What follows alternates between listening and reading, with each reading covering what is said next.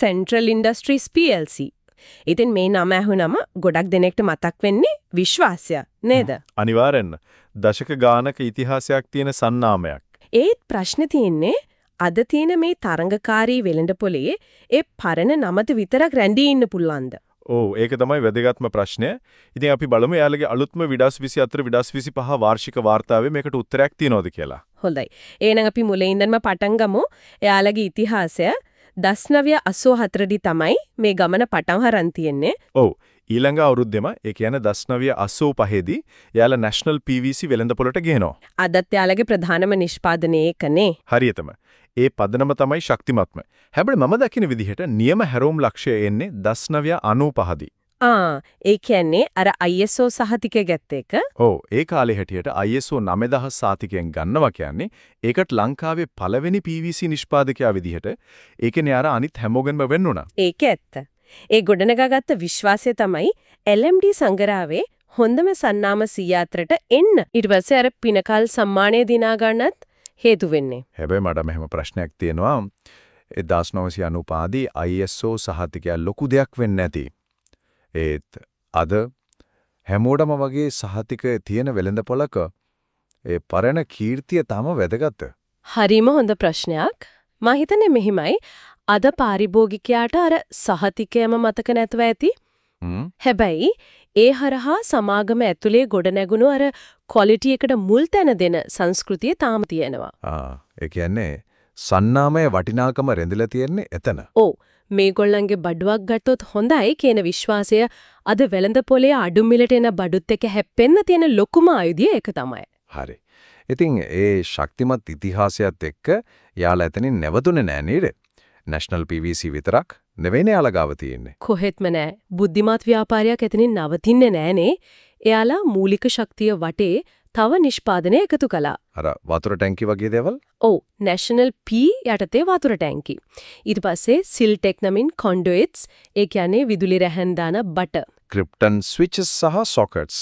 හරියටම. ඉතින් මේකෙන් වෙන්නේ එකම ඉදිකිරීම් ව්‍යාකෘතියක් කරන කෙනෙකුට අවශ්‍ය ගොඩක් දේවල් එකම විශ්වාසවන්ත තැනකින් ගන්න පුරුවන් වෙන එක. ඒ වගේම මේ ඔක්කොම රට පුරා බෙදා හරින්න අලෙවි නියෝජිතයෝ 3000කටත් වඩා ඉන්නවා. ඔව්.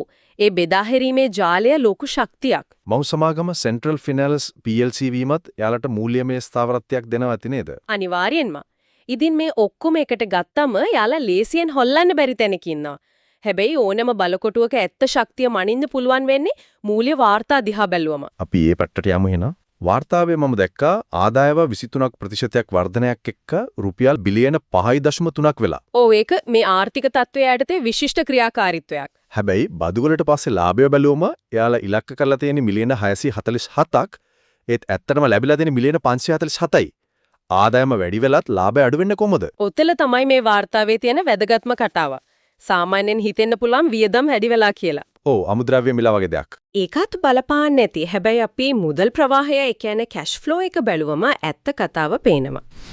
එයාලා යක්කල කර්මාන්ත ශාලාවේ සූර්ය බල ශක්ති පද්ධතියේ දෙවනි අදියරට රුපියල් මිලියන 58.3ක් ආයෝජනය කරලා. ඒක ලොකු වියදමක්. ඒ විතරක් නෙවෙයි. IT පද්ධති ඔක්කොම ක්ලවුඩ් සේවාවකට මාරු කරලා. මේවා කෙටි කාලීනම ලාභය අඩු කරන හැබැයි දිග කාලීනව ප්‍රතිලාභ දෙන ආයෝජන. හරි. ඒතකොට මේකෙන් කියවෙන්නේ එයාලා මේ අවුරුද්දේ ලාභයේ ටිකක් අඩුවෙන් අරගෙන ඒ සල්ලි අනාගතයට ආයෝජනය කරනවා කියන එකද? හරියටම. ඒක තමයි මම කිව්වේ අනාගතයට දාන ඔට්ටුවක් කියලා. සූර්ය බල ශක්තියෙන් ඉස්සරහට විදුලි බිල අඩු වෙනවා. ඔව් මෙහෙම වියදම අඩු වෙනවා. ක්ලවුඩ් පද්ධති වලින් කාර්යක්ෂමතාවය වැඩි වෙනවා. ඉතින් මේක හරිම දූරදර්ශී සැලැස්මක්. හැබැයි මේක කොටස් හිමියන්ට බලපානවා නේද? වාර්තාවේ තියෙනවා කොටසක ඉපැයීම ඒ කියන්නේ EPS එක ගිය අවුරුද්දේ රුපියල් 9.53 ඉඳන් මේ අවුරුද්දේ 9.77ට අඩු වෙලා කියලා. ඔව් ඒක හරි. ලාභය අඩු වෙනකොට එක කොටසකට ආදාළ ලාභයත් අඩු වෙනවා. ඒක කෙටි කාලීනව ආයෝජකයෙකුට සතුටු වෙන්න පුළුවන් දෙයක් නෙවෙයි. ඒත් සමාගම තවමත් 26.5ක ලාභාංශ ගෙවීමේ අනුපාතයක් පවත්වාගෙන යනවා. ඒ කියන්නේ උපයන ලාභයෙන් 4/1කටත් වඩා ආයෙත් කොටස් හිමියන්ටම දෙනවා. ඉතිරි ටික තමයි අර දිගු කාලීන ආයෝජන වලට යොදවන්නේ. ඔව්. ඒක හොඳ සමබරතාවයක්. ආයෝජකයාවත් බලාගන්න ගමන් සමාගම වර්ධනය කරනවා. හරි. මූලික කතාව පැහැදිලි. ඉතින් මේ බිලියන 5ක මෙහියුම පිටුපස්සේ ඉන්න කණ්ඩායම සේවක සංඛ්‍යාව 360යි. ඔව් ඒක ඇත්තටම පුදුම හිතෙන ගාණක්. ඒකෙන් පේන්නේ යාළගේ කාර්යක්ෂමතාවය. ඒ වගේම ඒ අයව මෙහෙයවන අධ්‍යක්ෂ මණ්ඩලය මම දැක්කා ඒකේ ඉන්න අය අතරේ වරලත් ගණකාධිකාරීවරු 4 දෙනෙක්ම ඉන්නවා. මේ මූල්‍ය විනයට කොයිතරම් ලොකු තැනක් දෙනවද කියලා. සේවක සුබසාධනයේ පැත්තට ගියොත් එයාලා ගොඩක් දේවල් කරනවා. පොලී රහිත ණය, දරුවන්ට පොත්පත්, රක්ෂණාවරණ. හැබැයි මට විශේෂයෙන්ම ඇහැට වැදුනේ යාලා විකුණුම් කණ්ඩායමට දෙන දිරිදීමන. කාර්යසාධනයේ මත පදනම් වූ දීමනාව. performance based incentives. ඒක හරිම වැදගත්. ඇයි ඒක එච්චරටම වැදගත් වෙන්නේ? මොකද වෙළඳ පොලේ කෙලින්ම තරඟ කරුවොත් එක්ක හැප්පෙන්නේ ඒ කට්ටියනේ. එයාලව අභිප්‍රේරණය කරලා තියාගන්න එක අත්‍යවශ්‍යයි. ඒ වගේම පුහුණුවටත් ලොකු මුදලක් වෙන් කරලා වසරකට පුහුණු පැය 3500කට වඩා. ඔව්.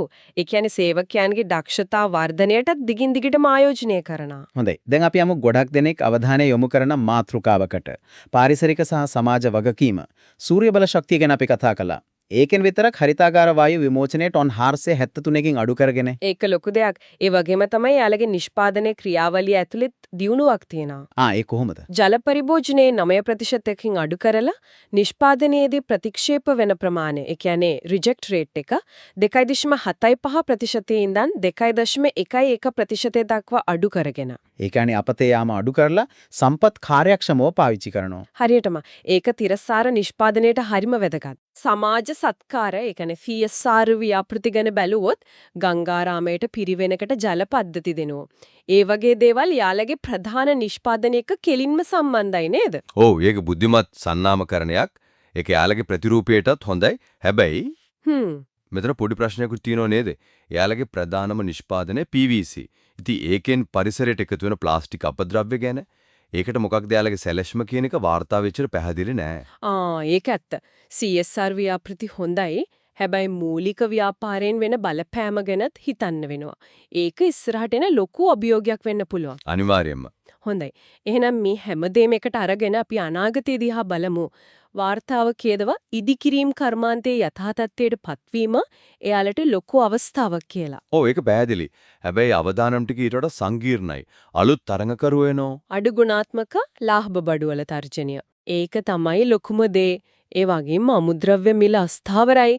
ඉතින් මේ අභියෝගවලට මුහුණ දෙන්න එයාලා සැලසුම් කරලා තියෙන්නේ මිල මත විතරක් තරඟ නොකර ගුණාත්මක භවය සහ විසඳුම් මත තරඟ කරන්න. ඒ කියන්නේ අලුත් විශේෂිත නිෂ්පාදන හඳුන්වා දෙන එක, වෘත්තිකයන් එක්ක සම්බන්ධතා ශක්තිමත් කරගන්න එක වගේ දේවල්. ඔව් ඒක තමයි දිගුකාලීන ව්‍යුහය. ඉතින් මේ මුළු කතාවම එකට ගත්තම අපිට පේන්නේ ශක්තිමත් ඉතිහාසයක් තියෙන, හැබැයි අනාගතය වෙනුවෙන් හිතාමතාම ටිකක් හෙමින් ගමනක් යන සමාගමක්. හරියටම. එයාලා දුවන්නේ ස්ප්‍රින්ට් එකක් නෙවෙයි මැරතන් එකක්. ඒ මැරතන් එක දිනන්න නම් අර අපි කතා කරපු අභියෝගවලට සාර්ථකව මුහුණ දෙන්නම වෙනවා. එසේනම් මේ ගැඹුරු විමසුම අවසානයේ අපිට ඉතිරි වෙන ප්‍රධානතම සිතුවිල්ල කුමක්ද? මං හිතන්නේ ප්‍රශ්නය මේකයි, යථා තත්වයට පත්වෙන හැබැයි මිනිසුන්ගේ මිලදී ගැනීමේ ශක්තිය තවමත් සීමා සහිත වෙළඳපොළක් තුලේ ක්වොලිටි එක වෙනුවෙන් ඉහළ මිලක් ගෙවන්න පාරිභෝගිකයා දිගටම සූදානම් වෙයිද? නැත්නම් මිල අඩුව අනිත් බඩුවලට මාරු වෙයිද කියන එක. ඔව්. ඉතින් ඒ අභියෝගයට මුහුණ දෙන්න එයාලා තමන්ගේ ගුණාත්මක භවය කියන ප්‍රතිපත්තියට හානියක් නොකර මොන වගේ අලුත් දෙයක් කරයිද? ඒක තමයි ඉදිරියේදී අපි හැමෝම බලාගෙන ඉන්න ඕන කාරණය.